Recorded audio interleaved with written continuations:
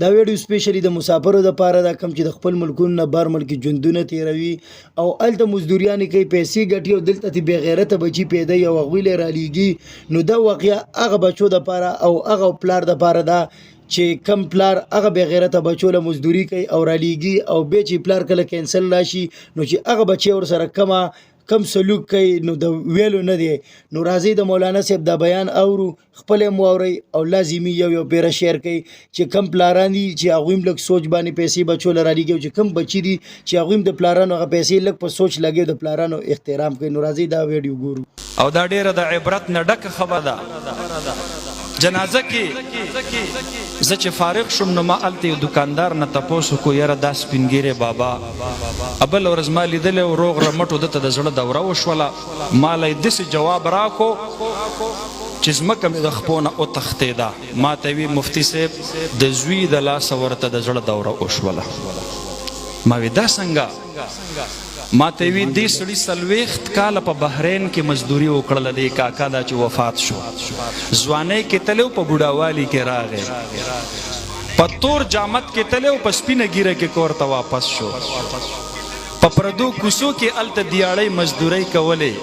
اتم او لسم چت ته به یې په دې خپلو اوږو باندې بوجونه خیجول.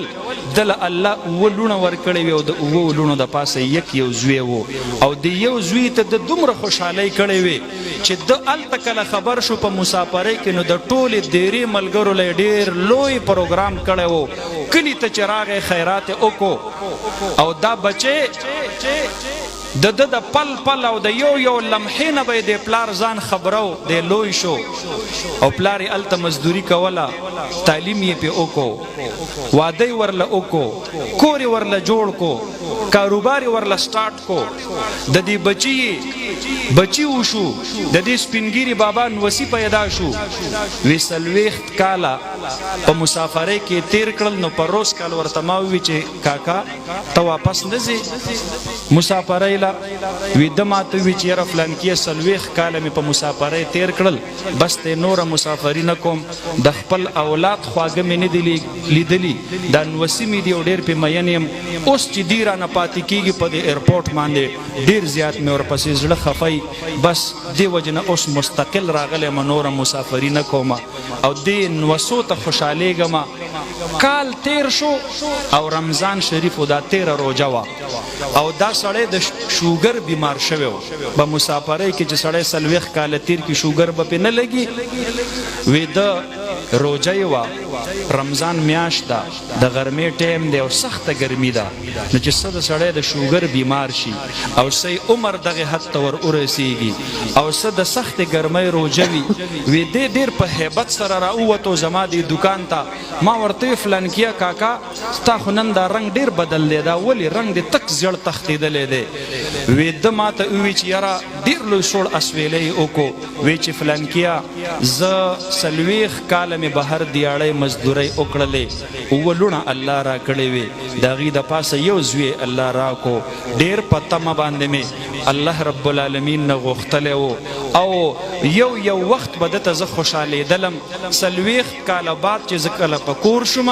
ما زړه کې دا وه خپل مونځ به کوم، تبلیغ به کوم، تلاوت به کوم او دې نوسو ته به ګورم، په دې به خوشحالېږم. هغه د ځوانۍ هغه سختې به د بوډاوالي په دې راحت باندې بدلې کړمه. خو وی دا یو کال وشو، په دې کال کې داسې ورځ نه ده تېره شوې چې د خپل سکه زوی زه په کنځلو د کور نه یم وباسلی. زه چې کور ته ماښام راشم وی دې په وره کې ما ته وایي چې سپی خو بیا زمونږ کره را دن نه شو. فلانکیه اوس خو د روژې په خوله یم او د یو کال دومره تنګ کړم د دې خپل زوی سره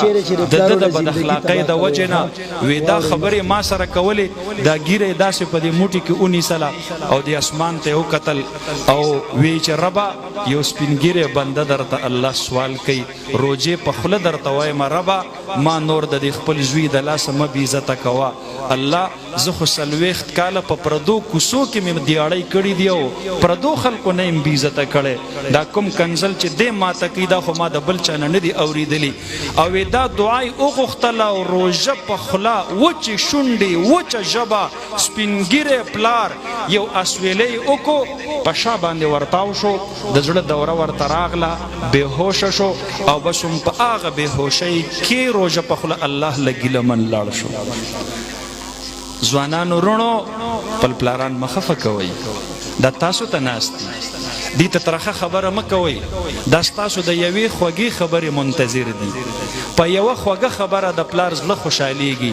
او په یوه ترخه خبره باندې د پلار زړه خفه کیږي د دې وجې نه خو قرآن کې الله فرمایي وقل لهما قولا کریما مور او پلار سره خوږې خبرې کوئ د عزت په انداز کې ورسره خبرې کوئ پلار ته په برنده لهجه کې خبرې کول چې د هغه زړه پې خفه شي دا د کفر نه وروسته بدترینه ګناه ده ان من اکبر الکبائر الاشراک بالله ثم عقوق الوالدین دا حدیث مبارک دی دا کبیره نه ده دا په کبیره او په لویو ګناهونو کې د ټولو نه بدترینه ګناه ده مونږ روجه خور ته وایو دا سړی لوی مجرم دی د پلار خفه کوونکی د ده نه بل لوی مجرم د الله په کاته کې نشته دی مور مه خفه کوئ د خپلو والدینو احترام کوئ الله به عزتمند زندگی درکوي د علماو قدر کوئ الله به په کور کې د قرآن حافظان او عالمان نصیب کی دا مسلې وي داسې مسلې کړي دي چې انسان یې اورېدی نه شي چې واوري نو زړه یې د جلاله ډک شي د جلانه چې دغه پلار دې بچي له ټول عمر مسافري کړې ده او پیسې وله ګټلې دي او بیا دغه بچی پلار سره داسې چل کوي څومره کسان چې ګورئ سینډ کوي شیر یې کوي دا ویډیو ډېره چې کمو خلکو کې دا کارونه چې د هغوی نه دا کارونه وځي او د خپلو والدینو ډېر زیات احترام وکړي